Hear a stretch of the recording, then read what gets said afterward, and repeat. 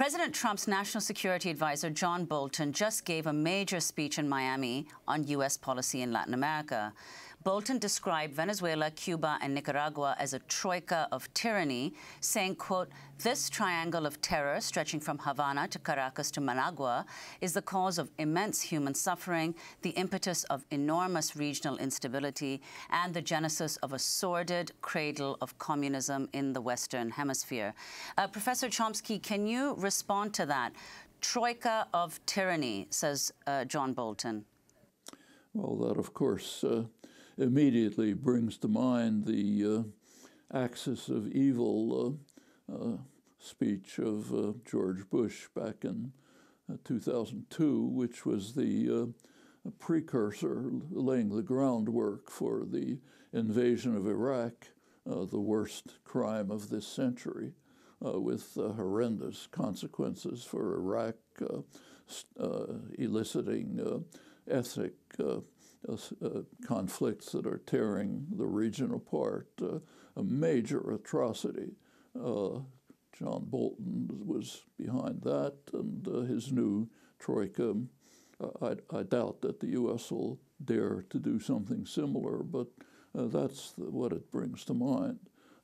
It's kind of interesting to see this hysterical raving alongside of another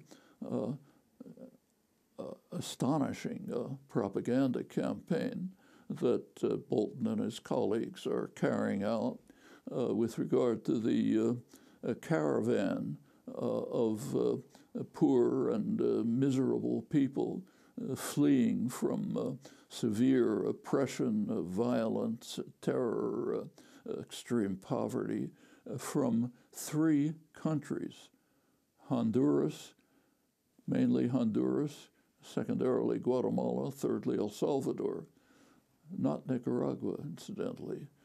Three countries that have been under harsh U.S. domination way back, but particularly since the 1980s, when Reagan's terror wars devastated particularly El Salvador and Guatemala, secondarily Honduras.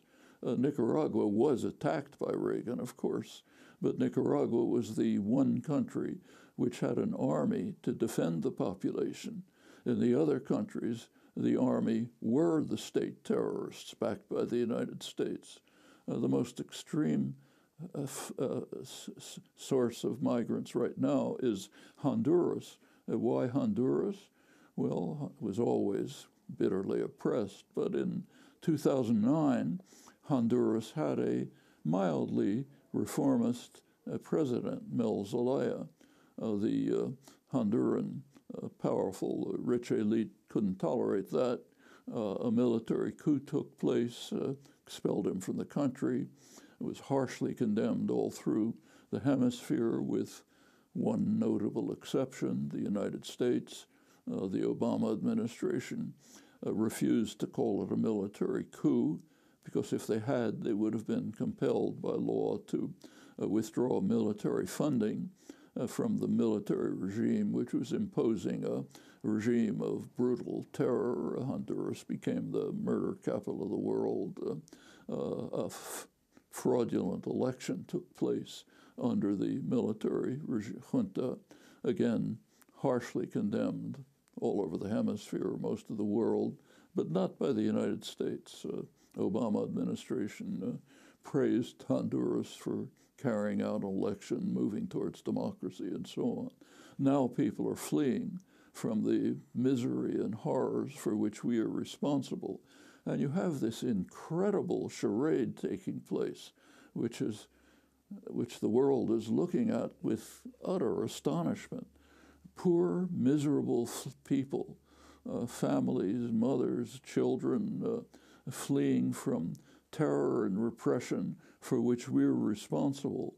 And in reaction, they're sending thousands of troops to the border. The troops being sent to the border outnumber the children who are fleeing. And with a remarkable PR campaign, they're frightening much of the country into believing that we're just on the verge of an invasion by Middle Eastern terrorists funded by George Soros, so on and so forth. I mean, it's all kind of reminiscent of something that happened 30 years ago. You may recall in 1985, Ronald Reagan strapped on his cowboy boots and got in front of television, called a national emergency because the Nicaraguan army was 2 days' march from Harlingen, Texas, just about to overwhelm and destroy us. And it worked. I mean, this spectacle is almost indescribable, even apart from noticing where they're coming from, the countries that we have crucially been involved in destroying. The ability to carry this off repeatedly is quite an amazing commentary on much of the popular culture. But the troika are just like the axis of evil, are those who just don't obey U.S. orders. Colombia, for example, has the worst human rights record in the hemisphere for years, but they're not part of the troika of tyranny. All of this rings very familiar bells. It's been a long-standing element of the U.S. propaganda system mostly on the far right, but not only, which goes way back, and which is a kind of pathological feature of the dominant political culture that should be understood, analyzed, and dismantled. The world-renowned professor, linguist, and dissident Noam Chomsky. We'll return with him in a moment to talk about the twin threats of climate change and nuclear war.